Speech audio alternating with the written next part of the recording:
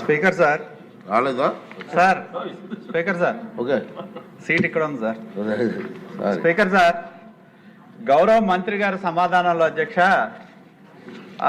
వారి సమాధానం చూస్తుంటే ఈ రాష్ట్రంలో ఎక్కడ రెవెన్యూ సమస్యలు అన్నీ పరిష్కారం అయినట్టు మంత్రి గారి సమాధానం ఉంది అధ్యక్ష. కానీ మనం చూస్తూ ఉంటాం అత్యధికంగా రాష్ట్రంలో కంప్లైంట్లు వచ్చేది రెవెన్యూ మీద అధ్యక్ష, ఈ రోజుకి కూడా.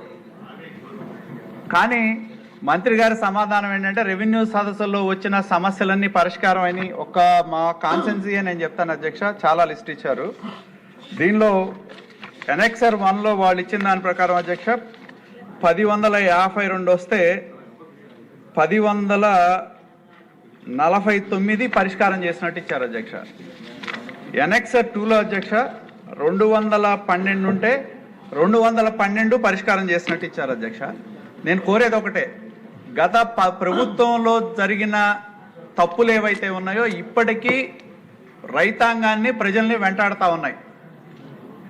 ఎందుకంటే వాళ్ళ ఇష్టారాజ్యం అధ్యక్ష. నాకు తెలుసు కొంతమంది రెవెన్యూ అధికారులు గతంలో ఉన్న అధికార పార్టీ నాయకులతో కుమ్మక్కయి వాళ్ళకు కావాల్సిన పేర్లు రాయటం, పేర్లు తీయటం, డబ్బులు వసూలు చేయటం, వాళ్లే పంచాయతీలు చేయటం.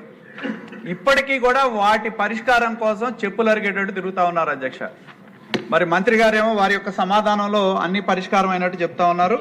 నేను ఇంకోటి అధ్యక్ష, 22A కింద ముఖ్యంగా మన రెవెన్యూ సదస్సుల్లో 22A కింద ప్రభుత్వం దగ్గరికి చాలా దరఖాస్తులు వచ్చినాయి అధ్యక్ష. మరి వాటి గురించి ఎక్కడా కూడా ప్రస్తావన లేదు. గత ప్రభుత్వం జీవో నెంబర్ 596 అధ్యక్ష, ఫ్రీ హోల్డ్ జీవో తెచ్చారు అధ్యక్ష. దీనిలో అడ్డగోలుగా అధ్యక్ష కొన్ని జిల్లాల్లో అయితే జిల్లా కలెక్టర్లుగా ఉన్న వ్యక్తులు డబ్బులు వసూలు చేసి వాగులు వంకలు ఇష్టారాజ్యంగా లెఫ్ట్ అండ్ రైట్ ఇచ్చారు అధ్యక్ష. వీటి మీద ఇప్పటివరకు చర్యలు లేవు అధ్యక్ష. 19 నెలలు అవుతుంది మనం వచ్చి. రెండోది అధ్యక్ష, నా దగ్గర ఒక ఉదాహరణ ఉంది అధ్యక్ష. అనమర్లపూడి గ్రామంలో 1950లో అసైన్మెంట్ జరిగితే 50 ఎకరాలు 8 వ్యక్తుల పేర్ల మీద 1957 నుంచి ఆ భూమి మీద లిటిగేషన్ ఉంది అధ్యక్ష. లిటిగేషన్ ఉండి దాదాపు 100 మంది దళితులు 8 మంది మీద ఆ రోజున్న పెత్తందారులు ఎవరైతే ఉన్నారో వాళ్ళకు మాత్రమే అసైన్మెంట్ చేశారు, మమ్మల్ని పక్కన పెట్టారని చెప్పి 1957 అంటే మొన్నటి వరకు 60 సంవత్సరాలు లిటిగేషన్ ఉన్న భూమి అధ్యక్ష. దాన్ని ఈ ఫ్రీ హోల్డ్ వచ్చే ముందు పోలీసులను ఉపయోగించి వాళ్ళందరినీ కూడా బెదిరించి రాత్రికి రాత్రి కోర్టులో ఉన్న కేసులన్నీ కూడా విత్డ్రా చేసి, అంటే 60 సంవత్సరాలు లిటిగేషన్ జరిగిన భూముల్ని విత్డ్రా చేసి అధ్యక్ష అధికార పార్టీకి సంబంధించిన ఆనాడున్న మాజీ శాసనసభ్యులు ఆ రోజున్న పదవుల్లో ఉన్న వైకాపా నాయకులు రిజిస్ట్రేషన్ చేసుకున్నారు అధ్యక్ష. ఇప్పటి వరకు దాని మీద మేము రిప్రజెంటేషన్ ఇచ్చినా కూడా యాక్షన్ తీసుకోలేదు. అదేవిధంగా అధ్యక్ష 22A కింద అధ్యక్ష మంత్రి గారు రీజనల్ కాన్ఫరెన్స్ పెట్టారు అధ్యక్ష.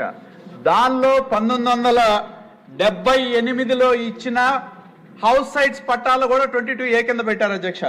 ఇది చాలా బాధాకరం. ఎందుకంటే నా నియోజకవర్గంలోనే చూస్తే చేబ్రోలు మండలంలో 10 విలేజెస్లో ఉన్నాయి, పెదకాకాని మండలంలో 10 విలేజెస్ ఉన్నాయి, పొన్నూరు మండలంలో 120 కాలనీలు ఉన్నాయి, పొన్నూరు టౌన్లో 31 కాలనీలు ఉన్నాయి అధ్యక్ష. ఇవన్నీ కూడా 1978 నుంచి మీకు ఇక్కడ నేను తెలియజేస్తా ఉన్నా అధ్యక్ష.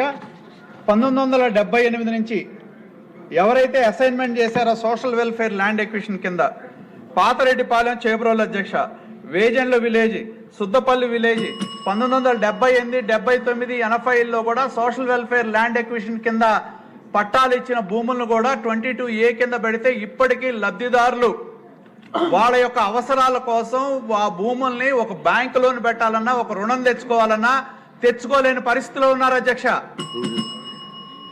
నేను గౌరవ మంత్రి గారు రీజనల్ కాన్ఫరెన్స్ పెట్టినప్పుడు వారిని కోరటం జరిగింది. మరి వీటిని 19 వారు కాన్ఫరెన్స్ పెట్టి కూడా ఇప్పుడు 10 నెలలు అయింది అధ్యక్ష. ఎప్పటిలోగా వీటిని పరిష్కారం చేస్తారో చెప్పాలని చెప్పి నేను కోరుతా ఉన్నా. ఇంకొక ప్రధానమైన ఇది అధ్యక్ష, రెండోది ఎండోమెంట్ ల్యాండ్స్కి సంబంధించి ఏదైతే ఎండోమెంట్ ల్యాండ్స్ ఏవైతే ఉన్నాయో వాటిని గతంలో ఎవరికైతే బదలాయింపులు చేశారో రకరకాల బదలాయింపులు ఆ రోజు దేవస్థానం కింద ఇచ్చేవాళ్ళు అధ్యక్ష. దానిలో స్థానాచారులకు కానీ అర్చకులు కానీ అధ్యాపకులు స్వస్తివాచకం, పురాణం, బాకా నౌకరి, వ్యాస పూజ, విత్రహస్తుడు, తాపీ నౌకరి, సంగీత పనులు, భజంత్రీలు అని చెప్పి ఆ రోజు భూములు కేటాయింపులు జరిగినాయి అధ్యక్ష. ఆ భూములు కేటాయింపులన్నీ కూడా అధ్యక్ష, ఇది మా పొన్నూరు టౌన్ అధ్యక్ష. దీనిలో బస్ స్టాండ్లు ఉన్నాయి, సినిమా హాళ్ళు ఉన్నాయి. 1964లో ఎవరికైతే ఇవి ఉన్నాయో ఇప్పటికీ 2026 అధ్యక్ష, అంటే 62 సంవత్సరాలు. 1964లో ఎవరైతే వీటిని ఆ రోజు వీటి కోసం కేటాయించిన వాళ్ళు అమ్మేశారో 1926 65 సంవత్సరాల తర్వాత ఇవాళ కొనుక్కున్న వాళ్ళు 64లో వాళ్ళు ఎవరైతే కొనుక్కున్నారో అధ్యక్ష, 62 సంవత్సరాల తర్వాత నిషేధిత జాబితా కింద ఉంటే దానివల్ల ప్రజలు ఇబ్బంది ఎదుర్కొంటా ఉన్నారు అధ్యక్ష. నేను గౌరవ మంత్రి గారిని కోరేది ఒకటే అధ్యక్ష, ఇవి ఏవైతే పేదవాళ్ళు ఎవరైతే ఉన్నారో సోషల్ వెల్ఫేర్ ల్యాండ్ ఎక్విజిషన్ కింద మీరు కొత్త పట్టాలు మన ప్రభుత్వం సెంటున్నర ఇస్తాం, 3 సెంట్లు ఇస్తామని చెప్పి ప్రభుత్వం ప్రకటన చేసింది. నేను దయచేసి మంత్రి గారిని ఈ ప్రభుత్వాన్ని కోరేది అధ్యక్ష, ఈ 22A కింద ఎవరైతే బలహీన వర్గాలకు సంబంధించిన కాలనీలు ఏవైతే ఉన్నాయో వాటిని ఆ పట్టాదారులకు, అనుభవదారులకు ఇచ్చే విధంగా ప్రభుత్వం, ఇప్పుడు మనం గవర్నమెంట్ జీవో ఇచ్చింది అధ్యక్ష, 150 గజాల వరకు ఫ్రీగా చేస్తాం అని గవర్నమెంటే చెప్తా ఉంది. అభ్యంతరం లేని భూముల్ని మనం పట్టాలు ఇస్తాం. ఒక్క సీరియస్ ఇష్యూ అధ్యక్ష, అయిపోయింది అధ్యక్ష. ప్లీజ్ ఒక్క 2 నిమిషాలు అయిపోయింది అధ్యక్ష, 2 నిమిషాలు. 22A కింద ఉన్న వాటిని ప్రభుత్వమే రెగ్యులరైజ్ చేస్తామని చెప్తా ఉంది. కాబట్టి నేను మంత్రి గారిని కోరేది, త్వరితగతిన బలహీన వర్గాలు, ఎస్సీ ఎస్టీలు, బీసీలు ఎంతో మంది 22A కింద ఉండటం మూలాన చాలా ఇబ్బందులు ఎదుర్కొంటా ఉన్నారు అధ్యక్ష. దయచేసి నేను మంత్రి గారిని కోరేది, ఈ కాలనీలన్నీ కూడా మినహాయింపు ఇచ్చి ఎప్పుడో 1977, 78, 79, 80 నుంచి మొన్నటి వరకు వచ్చిన కాలనీలన్నీ కూడా సోషల్ వెల్ఫేర్ ల్యాండ్ ఎక్విజిషన్లో 22A కింద పడితే ఇది పేదవారు చాలా ఇబ్బందులు ఎదుర్కొంటున్నారు. కాబట్టి నేను కోరేది ఒకటే, ఎవరన్నా ధనవంతులు ఉంటే వాటిని ఏదన్నా మీరు ప్రోరేటాలో డిస్కస్ చేసి దానికి ఏదన్నా మార్కెట్ వాల్యూలో కొంత ఫిక్స్ చేసే విధానం చూడండి. కానీ దీన్ని ప్రజల్ని, పేదవాళ్ళని ఇబ్బంది పెట్టే విధంగా ఉన్నాయి అధ్యక్ష. పేదవాళ్ళు రోజు MRO ఆఫీసుల చుట్టూ తిరుగుతా ఉన్నారు. మరి మీకు ఇచ్చిన రెవెన్యూ సదస్సులో ఈ రిప్రజెంటేషన్లు కూడా ఉన్నాయి అధ్యక్ష, కానీ ఎక్కడా కూడా దాని పరిష్కారం అయినట్టు.